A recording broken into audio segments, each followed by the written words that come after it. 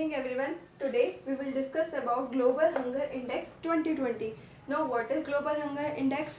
Basically किस देश में in which country there is a rate, a specific rate कि कितने लोग भूखे हर रात सोते हैं या कितने लोग भूखमरी के शिकार हैं. तो उस तरीके से ये जो रिपोर्ट है ये पब्लिश की गई थी international food policy research institute and WHH द्वारा. WHH बेसिकली ये भी एक वो ऑर्गेनाइजेशन है जो एक इंटरनेशनल लेवल पर हंगर से डील करती है.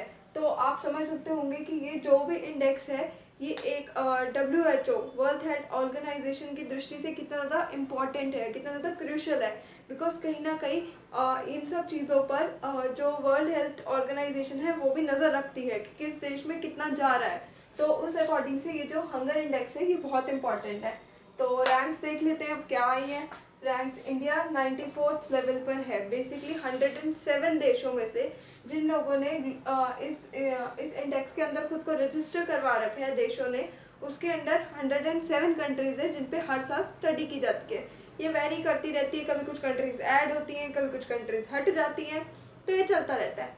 बट इंडिया 94th लेवल पर है. ये बहुत ज़्यादा डिसअपॉइंटमेंट की बात है because from 107 your rank is only 94. It would be better if you go on at least 50. We are expecting at least 50, at least just because it is not fair.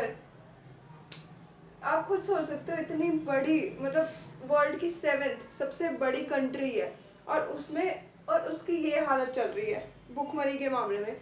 तो ये बहुत बड़ी एक निराशा की बात है. इसके अलावा पाकिस्तान हमारे साथ वाले भैया वो उनकी भी 88th है बट स्टिल हमसे वो कहीं आगे हैं. बांग्लादेश की 75 है. श्रीलंका जी 64 पर है. नेपाल जो है वो 73rd पर है और म्यांमार 78 पर है. तो आप देख सकते हैं कि हमारे जो आसपास के देश हैं उनसे हम कितना पीछे चल रहे हैं अपनी भूखमरी इस बीमारी को कवर करने में. तो अब थोड़ा जान लेते हैं कि ये हंगर इंडेक्स काउंट किस बेसिस पे किया जाता है. ये जो हंगर इंडेक्स है ये काउंट किया जाता है. इसका 3 स्टेप प्रोसेस होता है जिसमें आपको 3 अलग अलग क्राइटेरिया डिवाइड होते हैं. उसके अकॉर्डिंग हमें उस देश को उस कंट्री को स्टडी करना होता है, उनकी परसेंटेज निकालनी होती है और फिर उन तीनों की एक एवरेज परसेंटेज निकलती है. फिर उन परसेंटेजेस को रैंक के अकॉर्डिंग लगा दिया जाता है. तो सबसे पहले परसेंटेज ऑफ अननरिश्ड पॉपुलेशन. अननरिश्ड बेसिकली जो टोटल पॉपुलेशन है उसमें से कितने लोग ऐसे हैं जो अभी तक अंडर नरिश्ड है, मीन्स उनको प्रॉपर न्यूट्रिएंट्स नहीं मिल पाया. They are not having a proper meal in form of nutrients. तो कितने लोग जो है वो अननरिश्ड है, अंडर नरिश्ड है. And percentage of children under 5 suffering from stunting. अब बेसिकली कितने लोग ऐसे हैं, कितने मतलब लोगों क्या कितने बच्चे ऐसे हैं 5 साल के जो स्टंटिंग से सफ़र कर रहे हैं. इसके अलावा चाइल्ड मोरालिटी क्या होती है. 5 साल से कम बच्चों का पहले ही डेथ हो जाना, मीन्स उनका बर्थ हुआ और तब तक के लिए 5 ईयर तक का और उसके बीच उनका न्यूट्रिएंट्स बिकॉज किसी न्यूट्रिएंट्स की कमी की वजह से या उनके हाथ पैर में कोई defect just because of you can say mall nourishment. मतलब बेसिकली कि जब वो मदर के वॉर्म में होते तो उस टाइम उनको प्रॉपर न्यूट्रिएंट्स नहीं मिल पाते. तो उस टाइम में जब बच्चा पैदा होता है, जब वो बच्चा बर्थ लेता है तब भी उसमें न्यूट्रिएंट्स की कमी होती है. बट आप बच्चे को डायरेक्टली वो चीज़ें फीड तो नहीं कर सकते ना.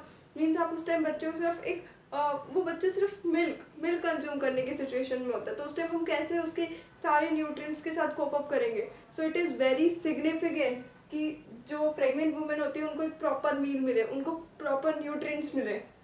तो इस तरीके से हम 3 परसेंटेजेस देखते हैं. अंडर नरिश्ड पॉपुलेशन और जो 5 साल से कम है जो स्टंटिंग से सफ़र कर रहे हैं और इसके अलावा चाइल्ड मोरालिटी रेट. और फिर इन तीनों का एवरेज निकाल के रैंक्स कर दिया जाता है. जिसका सबसे कम होता है उसको फर्स्ट रैंक मिलती है और ऐसे करते करते करते पीछे. तो इस तरीके से अभी जो हमारी इंडिया है, जैसे आपको पता होगा कि जो स्पीशीज़ जैसे एनिमल्स होते हैं कुछ वल्नरेबल होते हैं, कुछ एंडेंजर्ड होते हैं, तो उनकी भी कैटेगरीज होती है ना according to their ranks. So similarly India की भी कैटेगरी है सीरियस कंडीशन में है. मीन्स एक होता है कि ठीक है एक मतलब बिल्कुल ही सीरियस कंडीशन में है इंडिया की रैंक के अकॉर्डिंग. तो हमें इस चीज़ पे काम करना चाहिए. तो यही था आज का टॉपिक. उम्मीद है आप लोगों को पसंद आया होगा. Feel free to leave a comment in case you are having any doubt, any query or any update. Basically अगर आपको कुछ मेरे से ज़्यादा पता है तो आप कमेंट में डालोगे, मैं भी इस चीज़ से बेनिफिशियल होंगी। तब तक के लिए बाय बाय।